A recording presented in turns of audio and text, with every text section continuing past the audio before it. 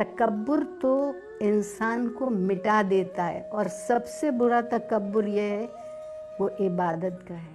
سب سے برا تکبر عبادت کا ہے، جب یہ خیال ہونے لگے کہ مجھ سے زیادہ نیک و پرہیزگار کوئی نہیں، انسان وہیں مٹ گیا، خاک ہو گیا، مٹی ہو گیا۔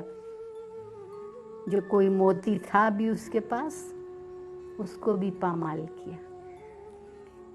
موتی رولنے کے لیے خاک چھاننا پڑتی ہے، خاک میں ملنا پڑتا ہے، اور جو کوئی پہلے ہی خود کو موتی سمجھ لے، اسے موتی کہاں سے ملیں گے؟